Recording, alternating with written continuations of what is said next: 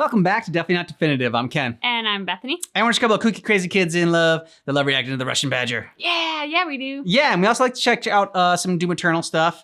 And so this is literally Too Angry to Die. This video on Doom Eternal. It's been a while since we checked out some stuff on Doom, but we've...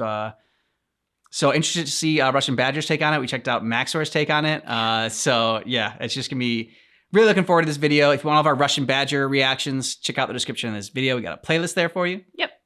Okay, ready to do this? I'm ready. Okay. Doom Eternal can't be that much more intense than Doom 2016. Like, you can only slay demons so hard. Why do I hear music? Where is this coming from?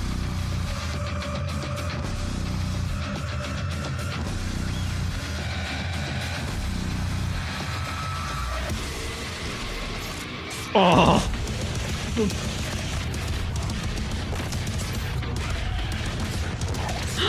Yeah. Oh.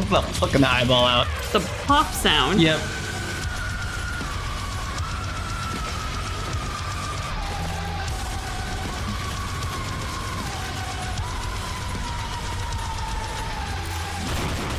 Tonight at 11. Welcome to Doom Eternal, bitch! The game is everything you want, and more. And more.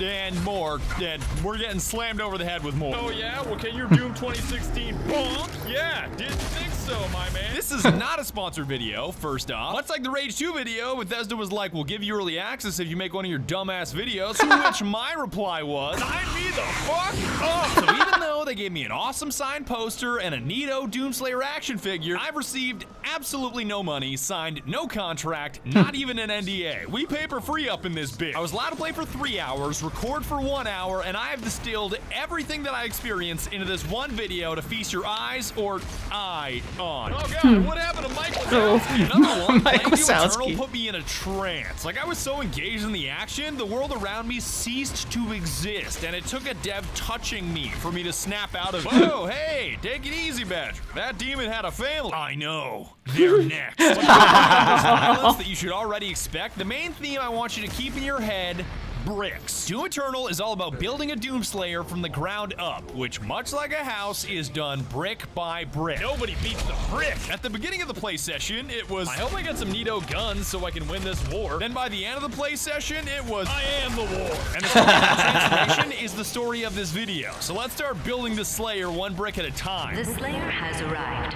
All mortally challenged personnel, please be advised. Shotgun is square one, which is beyond self-explanatory to even the newest Doomslayer. Did you mean my right hand? Once you've blasted away your first few waves, then come the mods, going the direction of either grenade launcher. It's not a grenade launcher, it's a sticky bomb. Shut up! Or full auto shotty, and although you can swap to either on the fly, you can guess which one I prefer. And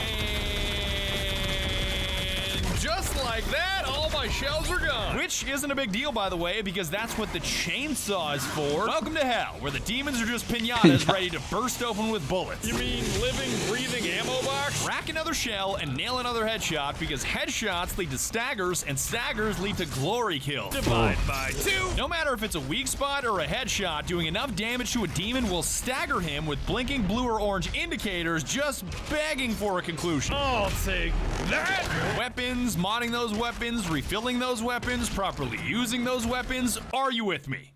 I'm sure you are. Those bricks, rock solid. Now that you've modded your guns, let's mod you, starting with Blood Punch. Just 2 glory kills now lands you a mighty Falcon Punch that disintegrates anything still standing. Oh, wow. And it's gone. But what is strength without swiftness, which is where Double Dash comes in? Whether it's navigating levels, getting into trouble, getting out of trouble, or dodging lava, it's the quickest way to make there here. Get the fuck over there. And alley-oop. Falcon Punch, Falcon Kick, cool shit. But the real changes come with runes. And to satisfy all you sticklers out there that want every drop of info,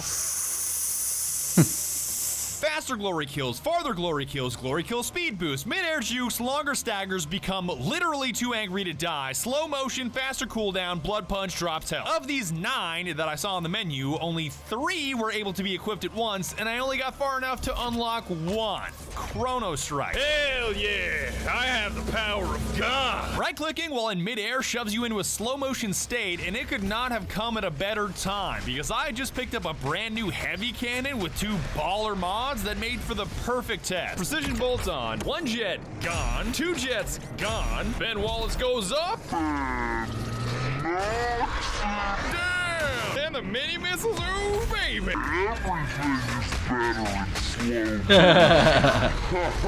You see what I'm saying now. Weapon mods are cool, suit mods are neat, but runes? That shit pours gasoline onto an already raging fire. No other upgrade comes close. Now, slaying enough demons will not only grant you weapon mods, but also weapon points, which you can spend on upgrading mods, like reload time and blast radius on the nade launcher, and upgrading all upgrades lands you mastery, like being able to launch 5 nades before reloading. Yes, you can upgrade your upgrades with an upgrade, in case a shotgun grenade launcher just wasn't enough. Man, you ever upgrade your upgrades and then you're like, damn, I better upgrade. The last upgrade for me was the 3rd and final weapon tossed into my hands, the plasma rifle, which I wasn't a huge fan of because it felt less visceral than conventional guns and a little too easy mode, but you know, it had its moments. I am gonna Burn this man like a chicken nugget.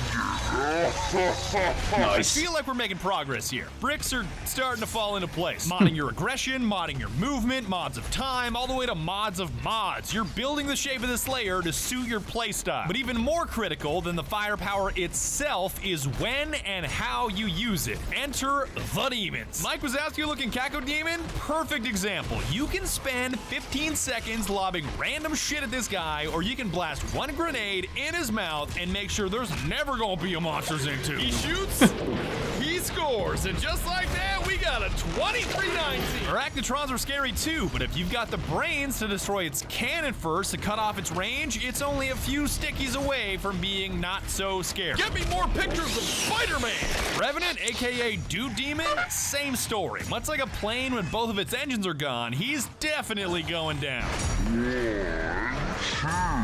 Ex-Crispy and Duke. You get it now. Right weapon, right part, right time, recipe for destruction. No matter how big or bad the demon may be. Come on, buddy, you don't have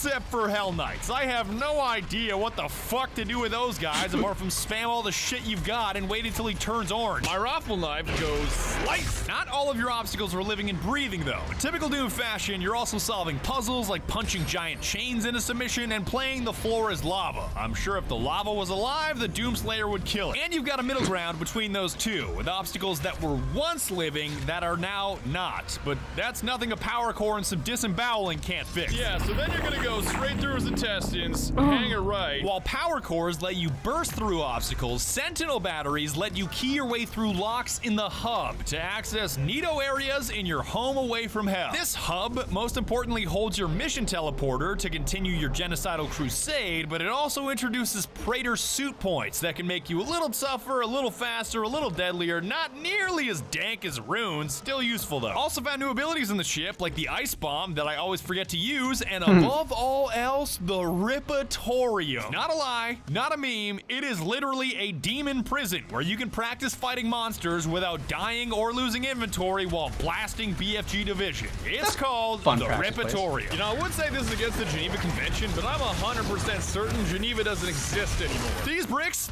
really starting to add up. You know the weapons at your disposal, who you'll be using them against, where is best to hit them, navigating the obstacles between them, and where you can hone your demon slaying craft by abusing prisoners. With all these bricks starting to solidify, I finally understood what the creative director Hugo Martin was talking about when he first spoke to us before we even started playing. At the beginning of the playtest, my style was ham-fisted, random, and crude, but by paying attention and building each small improvement to my Slayer, I was able to transform that style into something deliberate, methodical, and although still endlessly chaotic, efficient. It felt like going from banging my fists on a piano to finally putting my fingers on the right keys to produce something that resembled music. A little butthurt, a little bottom befuddled, a little posterior pulverized that my playtest ended just as I was getting in this rhythm, but I did capture some cinematics of the story before I left, which I'll summarize as, don't do this shit, man. It ain't worth it. If you continue, you will bring down the heavens' wrath. Saving your people will not bring you peace. Only make the burden you carry worse. And although the Doomslayer doesn't respond verbally, Aggressive silence. actions speak louder than words.